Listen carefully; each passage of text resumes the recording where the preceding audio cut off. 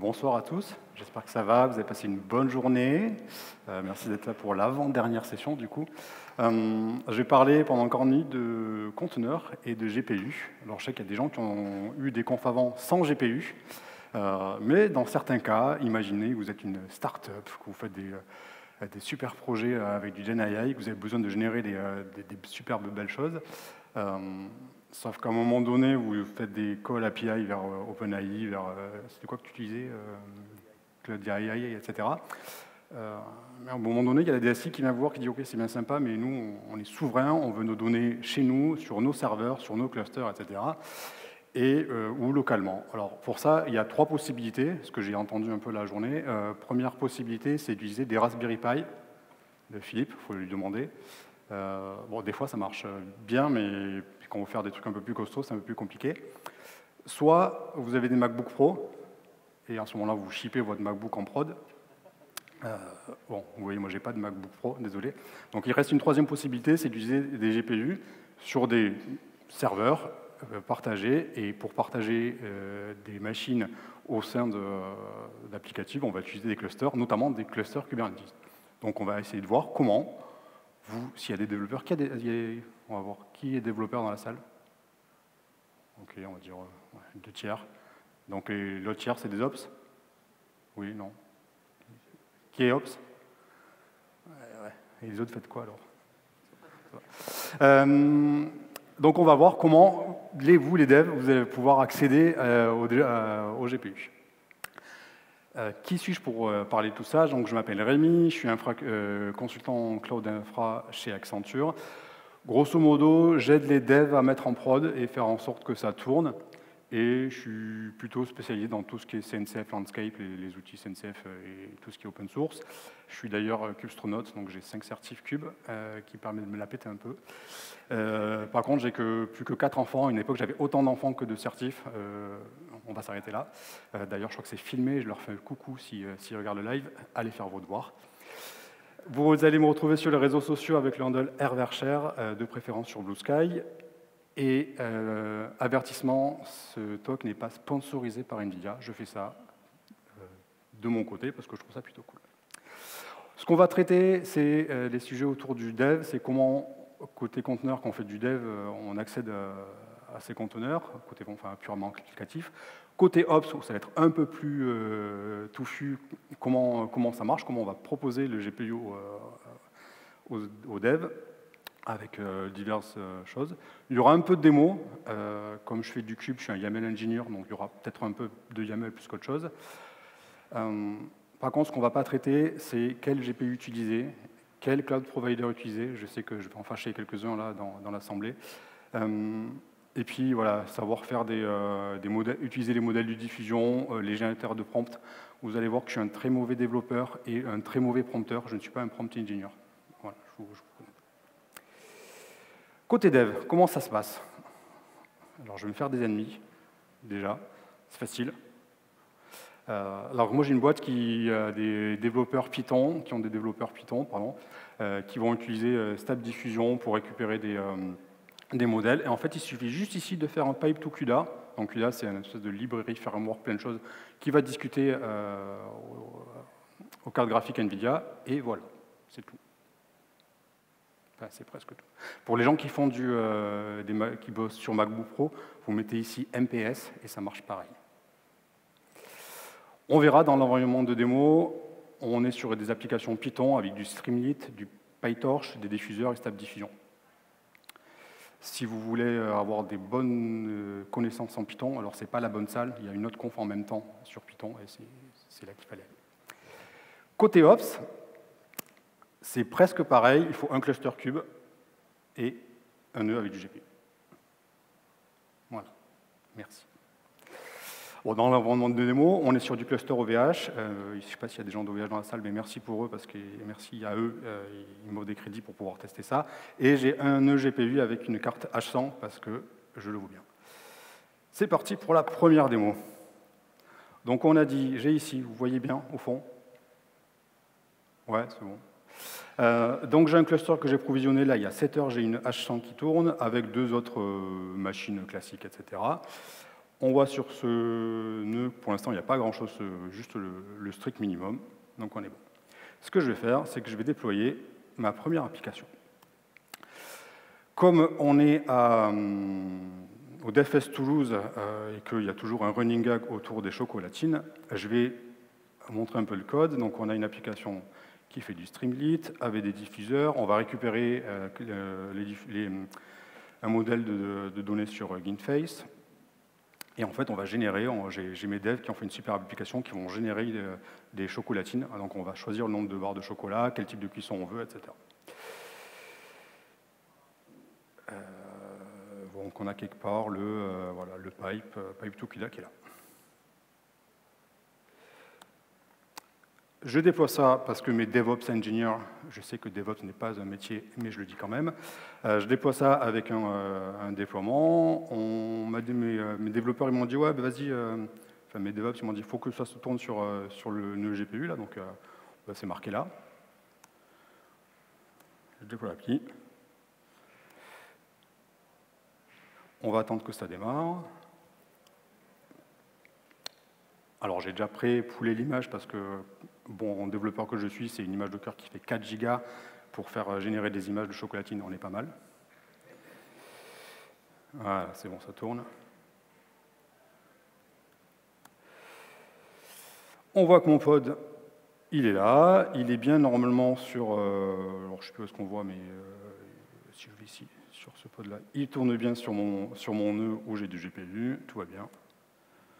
Donc allons générer des pains au chocolat, ou chocolatine au choix, selon les gens. Tiens, il me dit, j'ai pas de GPU. Ouais, c'est parce que c'est encore un bug, ça des devs. C'est pas grave. Je génère mon image, on voit ici que ça tourne. Ah, qu'est-ce qu'il me dit? Il n'y a pas de driver NVIDIA. Bon, ok, ça commence mal. Pourquoi ça commence mal? Parce qu'en fait, mes DevOps, ils m'ont dit un peu de la merde. Il me dit, ouais, en fait, c'est un peu plus compliqué que ça, Rémi, tu comprends. En fait, il faut spécifier que tu vas utiliser du GPU. Donc je dis ici, dans mon déploiement, je veux du GPU. Comme on me dit, au niveau des ressources request, on veut du CPU, on veut de la RAM, mais là, on veut du GPU. Okay. Donc si je fais un diff entre ce qui tourne en prod et ce qu'il y a là, il va juste me rajouter les ressources, et là, c'est parti, j'applique. Le pod, il va dégager, il va se relancer. Tout va bien. Ah, il me dit pending. Pourquoi?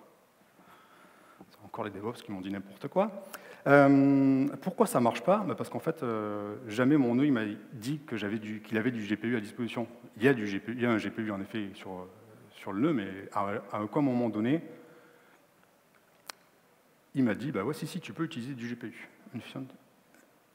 Insuffisant GPU dispo. Okay. Et donc c'est là que rentre en compte, il faut aussi le fameux NVIDIA GPU Operator. C'est dont je vais vous parler par la suite. Quand on déploie une application sur Kubernetes pour utiliser du GPU, on va spécifier plusieurs choses. Alors tout n'est pas obligé, mais on va avoir une runtime class, les fameuses limites ici, et potentiellement, on veut faire tourner sur des nœuds spécifiques. Et en fait, tout ça, moi, mes DevOps, ils m'ont dit, il faut mettre ça, mais moi, j'en sais rien à quoi ça correspond. Donc, on va voir à quoi ça correspond. Je vais lancer le déploiement de ce GPU Operator parce que c'est un peu long, et puis on reviendra après. Ça se fait avec un chart Helm. Donc, pour ceux qui ne connaissent pas Helm, mais je pense que tout le monde connaît ici, c'est une espèce de package manager pour Kube. J'installe ça avec des valeurs qu'on verra plus tard. Il n'est pas là. Et puis, on va voir qu'ici, il y a plein de pods qui vont popper au fur et à mesure. Donc, c'est bien installé. J'ai tous mes pods qui sont là. Et puis, il y en a d'autres qui vont arriver. On verra. Qu'est-ce que ce truc-là va installer? Déjà, il va installer l'opérateur lui-même. Non. Il va installer le GPU driver.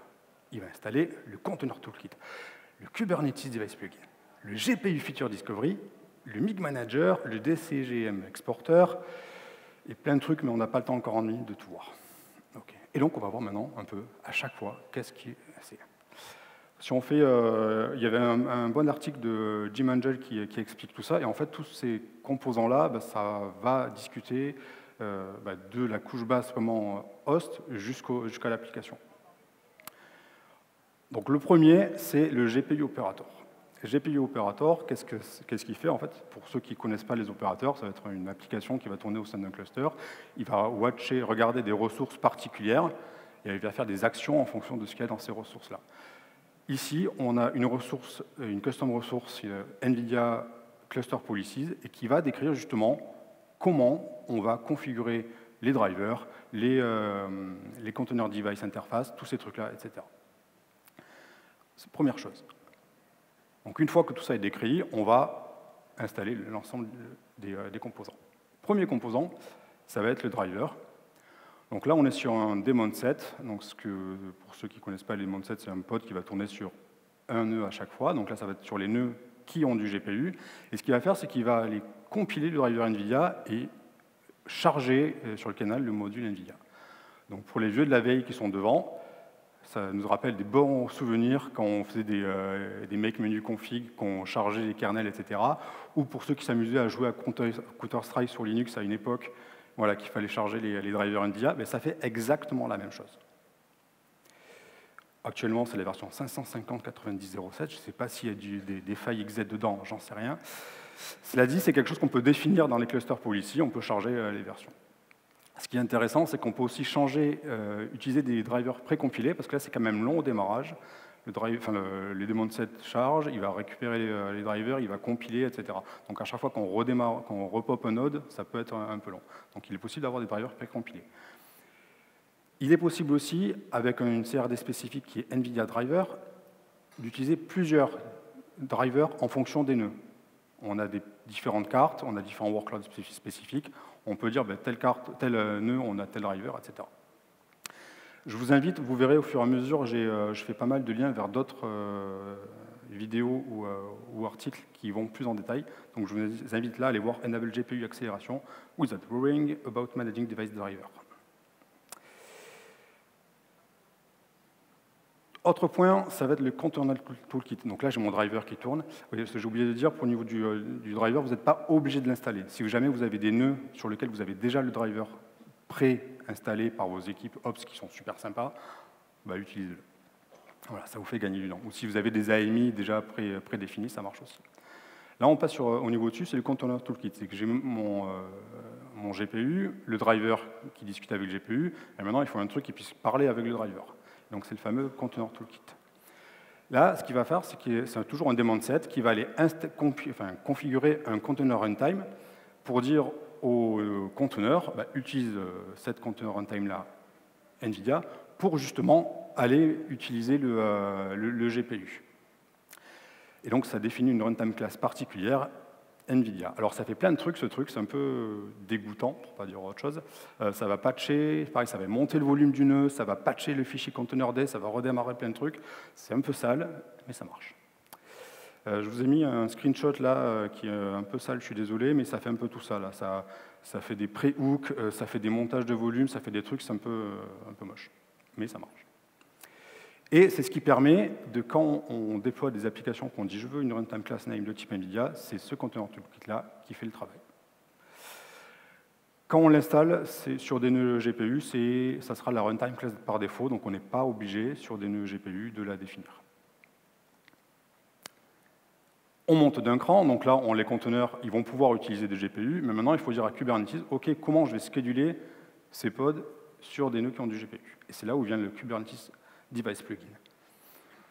C'est ce qui va permettre de dire, justement, quand on fait un describe node, dire j'ai tant de CPU disponibles, alloués, pas alloués, etc.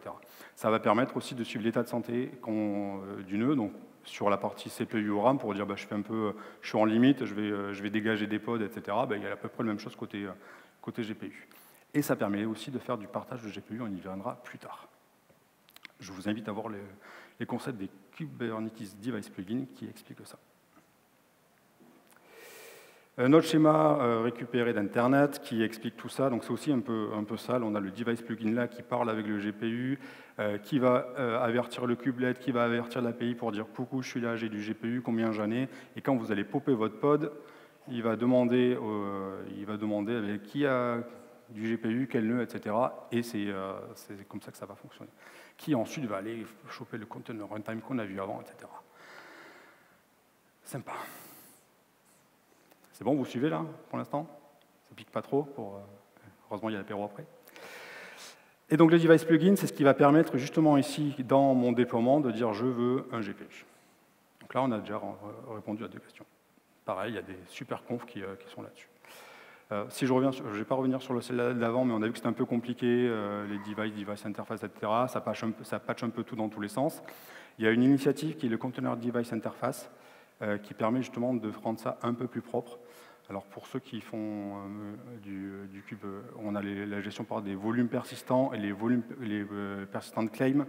Mais là, en fait, il y a à peu près la même chose. J'ai des devices et des device claims, donc c'est quelque chose qui va arriver. On continue. Le GPU Device Discovery. À quoi va servir ce GPU Device Discovery? En fait, quelque chose qui va aller regarder ce qui se passe, qu'est-ce qu'il y a sur le nœud, et il va rajouter des labels sur le node pour dire ce nœud-là, il a tel type de driver, tel type de GPU, combien il en a, enfin ça c'est Container Device Interface qui fait ça, et quel type de GPU, etc. Ce qui fait que si vous voulez affiner vos workloads, dire je veux que ce truc-là tourne spécifiquement sur des GPU ampères, ça marche. Et on a un petit bonus, le Node Feature Discovery. Donc ça, c'est quelque chose qui n'est pas spécifique à NVIDIA, c'est quelque chose que vous pouvez utiliser, vous, de votre côté, sans GPU. En fait, c'est pareil, un daemon set qui va tourner sur un nœud. Il va regarder qu'est-ce qu'il y a comme feature sur ce nœud, notamment au niveau du CPU, quel type de CPU. Donc là, on est sur de l'AMD, quelle version, je suis sur un nœud avec du Ubuntu. Donc ça aussi, vous pouvez affiner un peu le démarrage, le placement de l'appli. Ce qui fait qu'au final, notre application, pour que ça fonctionne, il faut installer le driver, le GPU opérateur, et puis définir un peu tout ça. Sachant que celui-là, il n'est pas forcément obligatoire parce qu'il est par défaut quand on est sur du nœud cube. Et cela, c'est si vraiment vous voulez affiner le placement de vos pods. On est bon? Et donc au final, côté Ops, il n'y a pas juste du tout CUDA, il y a un peu plus de trucs qui tournent, et ça commence à faire du boulot. On va voir ça. On a ici, je vais ici faire comme ça. Donc en attendant, il y a tout qui a démarré. Et je disais, si je commence le premier, ça sera le driver. Driver daemon set. On voit au niveau des logs qu'il a bien fait c'est le kernel, quoi. Il a compilé son truc, il a chargé le module, voilà, il a fait plein de trucs sympas. On a ensuite si je ne dis pas de bêtises, c'est celui-ci. Ouais, ça doit être celui-là.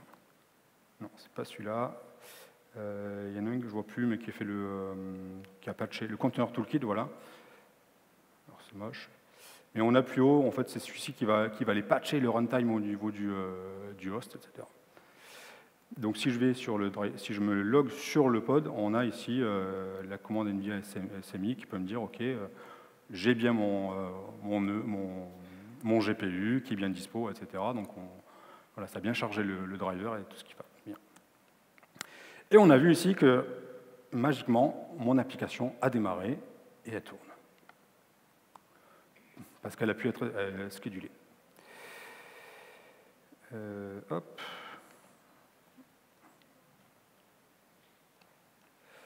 Alors, je ne sais plus. Ah. Donc, on va aller sur l'application. Ce n'est pas ici. Je lance un truc qu'il ne fallait pas.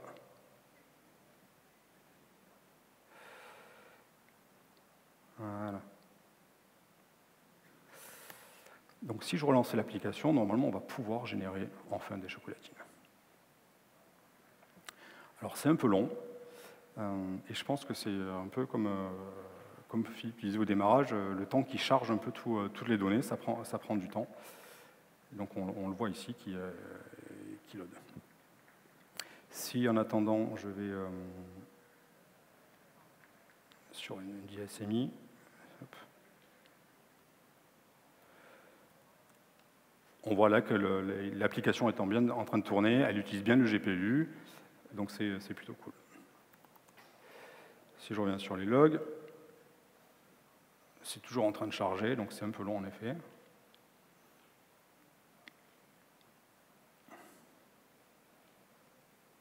Ça va bientôt arriver, j'espère.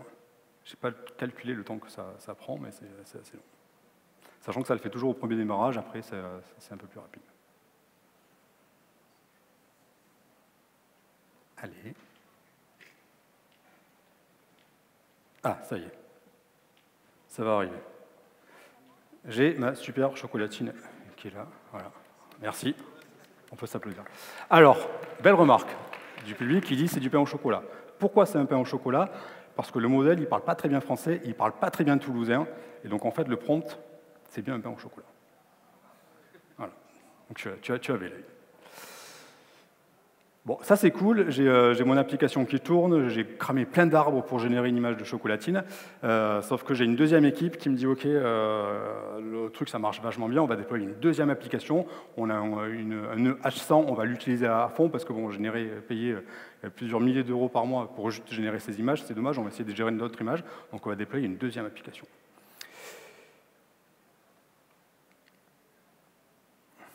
Attention à la deuxième application.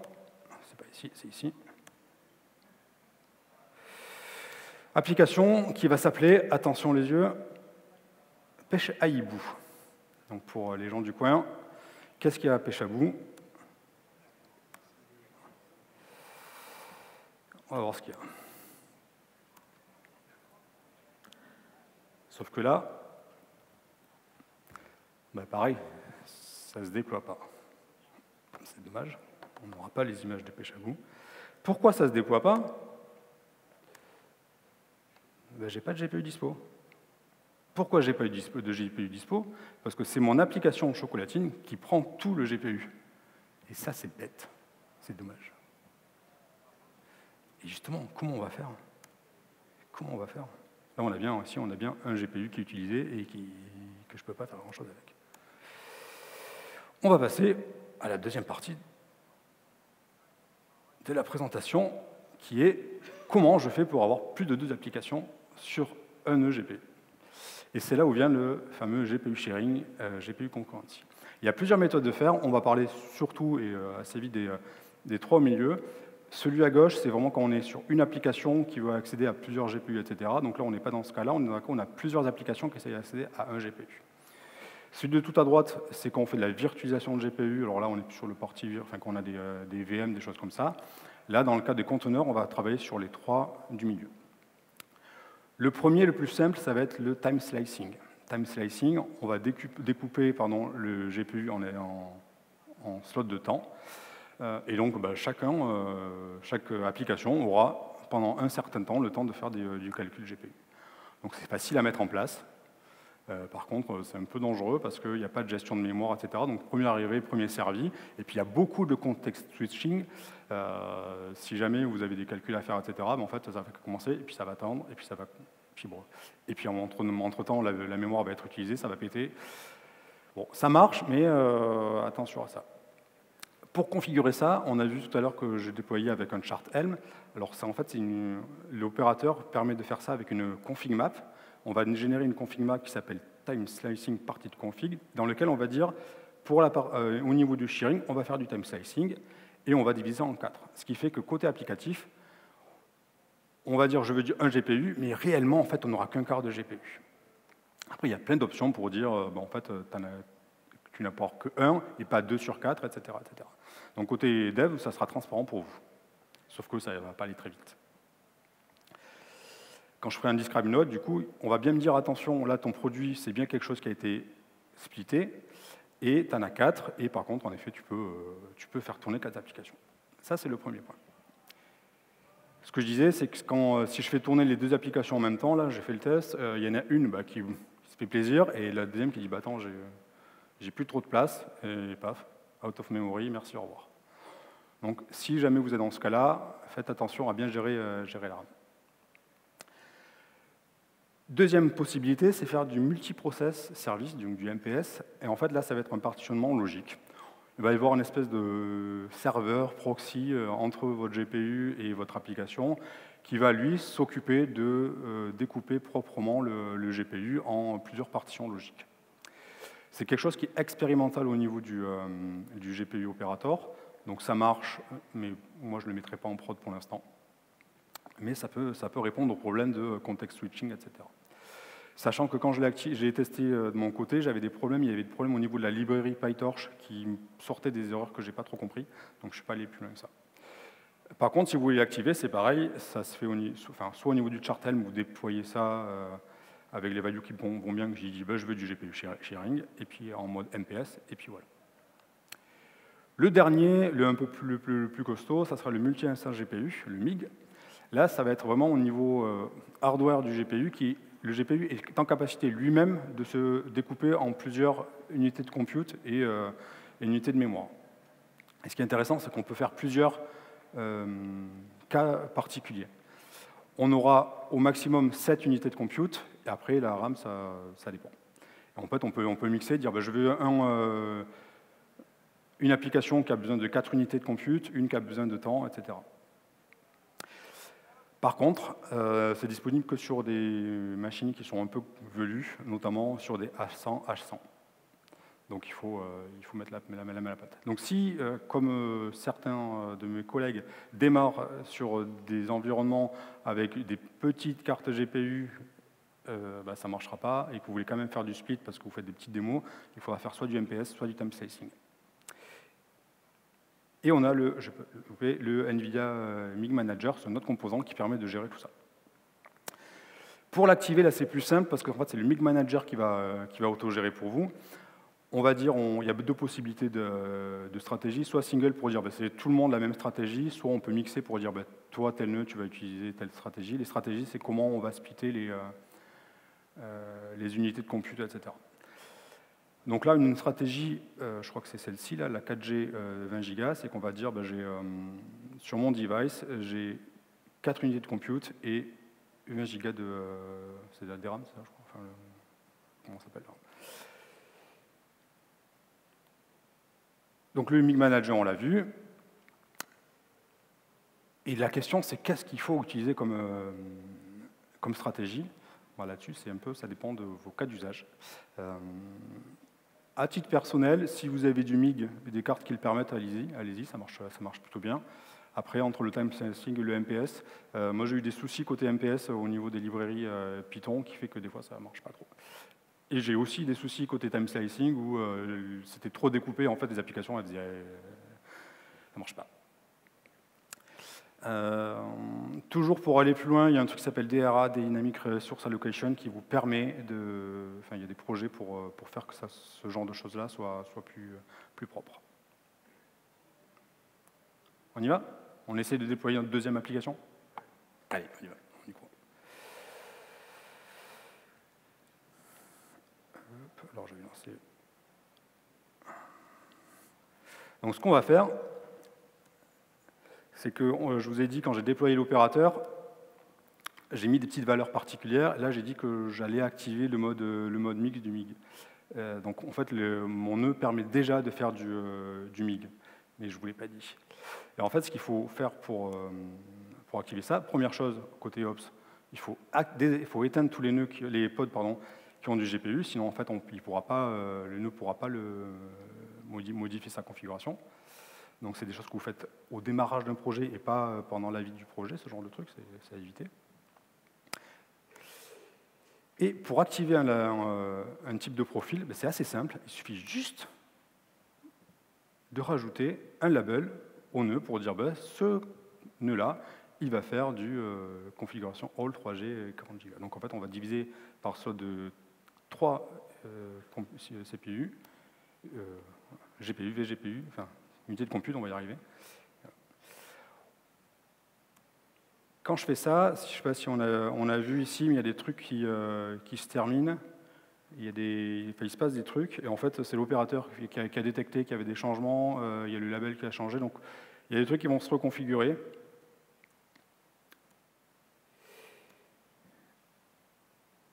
Et là, ça prend normalement un peu de temps, ou c'est peut-être déjà fait.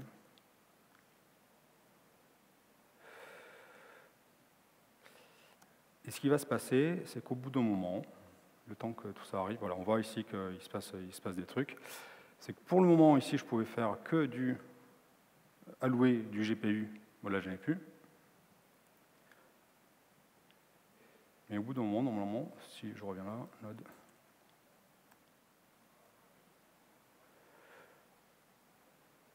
on va voir arriver, si tout va bien, quelque chose ici qui dit NVIDIA GPU 3G 40 Go qui est dispo. Donc je vais attendre que tout tourne. Pendant ce temps, je vais appliquer la modification de déploiement. Il y a deux possibilités. Soit on dit on masque cette gestion de profil au niveau des devs, soit on dit non, mais tu as le choix du profil que tu veux. Donc là, j'ai dit que mon application avait bien utilisé le 3 Go 40, enfin 3 unités de compute et 40 Go.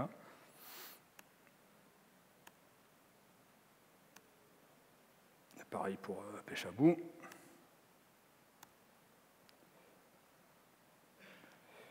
Là, on voit ici que ça démarre, donc ça veut dire que normalement, si je reviens sur mon node, ici, voilà, il a bien pris en compte qu'il était possible d'allouer deux ressources, alors c'est plus haut, voilà, qui peut allouer deux mini GPU.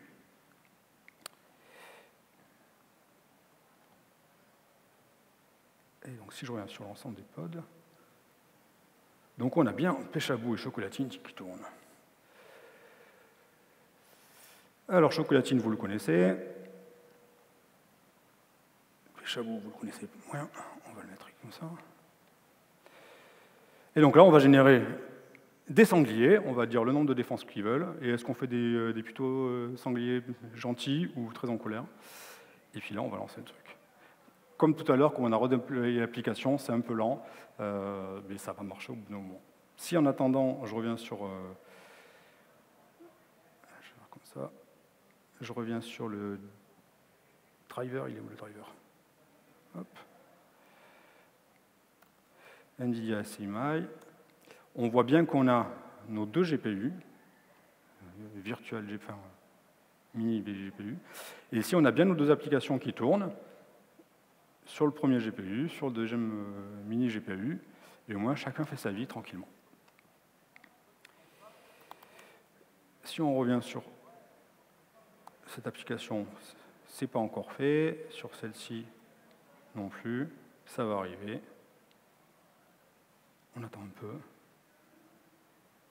Je ne sais pas si on est combien de niveau de temps il reste. Et ça va arriver. C'est bon jusque-là? Tout va bien? Je sens le stress de qu'est-ce que c'est que ça va générer comme image. Attention. C'est toujours un plan. S'il y a des devs experts dans la salle pour améliorer ça, je suis preneur, parce que le code est vraiment dégueulasse. Ça y est, j'ai généré mes deux images. Donc une super chocolatine. Tu vois, j'ai mis une barre de chocolat, il y a l'un des deux, et un super sanglier avec... Bon, vous voyez que je ne suis pas très fort en prompt, ok, ce n'est pas le but de la démo. Donc là, on a enfin deux applications, et donc on peut mettre plus d'applications, si possible, sur le cluster. Tout dépend des profils.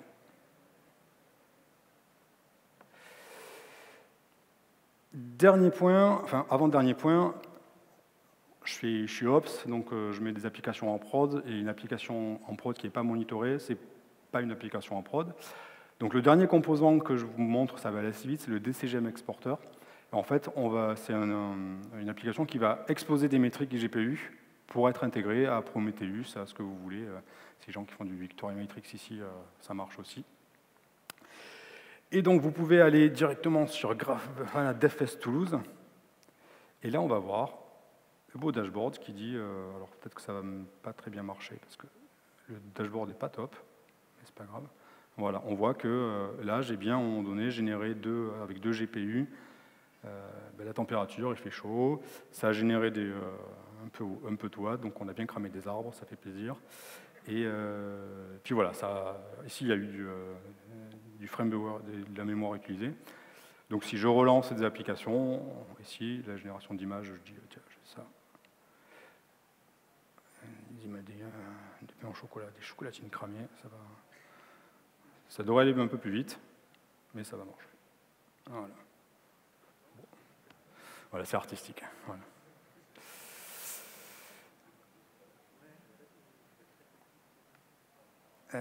Est-ce que ça m'a... ça m'a perdu les slides. Voilà.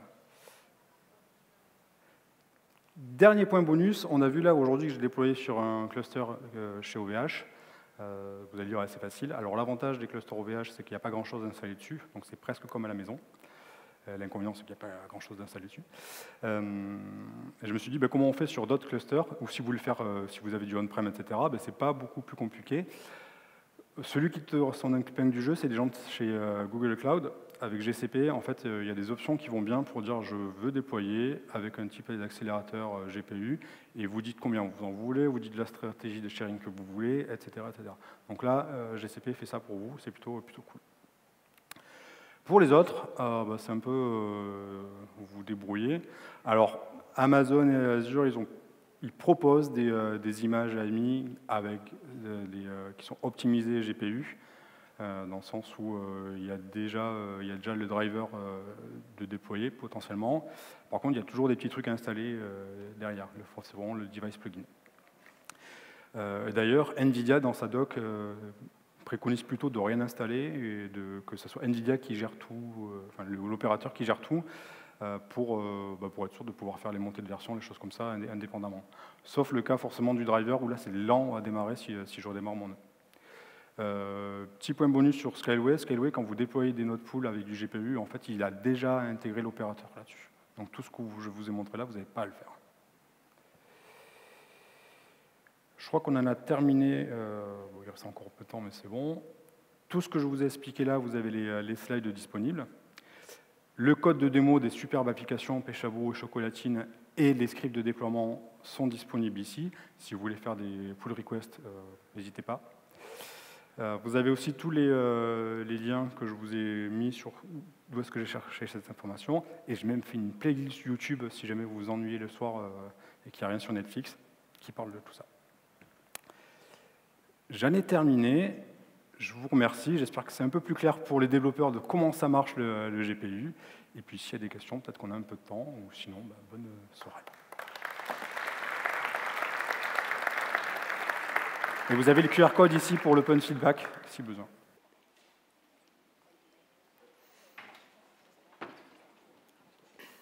Et vous avez un beau... On a quelques minutes pour les questions, si vous voulez. C'est un beau sanglier qui mange une chocolatine. C'est pas beau, ça. Bonsoir, merci pour la démo tout d'abord et pour la présentation. Tu as parlé de GCP et par rapport à ta présentation, je voulais savoir si tu as étudié le scaling ou pas du tout sur GCP des nodes. Le scaling, ça, à ajouter des nœuds ou pas à la demande. Alors moi, mon client, il n'est pas sur GCP, donc j'ai pas d'expertise prod là-dessus. Par contre, j'ai testé l'autoscaling chez le client chez qui je travaille et qui n'est pas GCP, qui est un cloud provider français. Et en fait, j'ai eu un problème sur l'autoscaling. Deux problèmes. Premier, c'est le temps de démarrage. Et deuxième problème, c'est le stock des machines. Quand tu mets de l'autoscaling et qu'on te dit « Ah, la machine, elle est out of stock », c'est dommage. Donc, à mon avis, sur GCP, ça doit passer, surtout que vu qu'ils doivent avoir des images déjà toutes prêtes, ça devrait le faire. Mais attention à ça, en effet, que vous ayez du stock,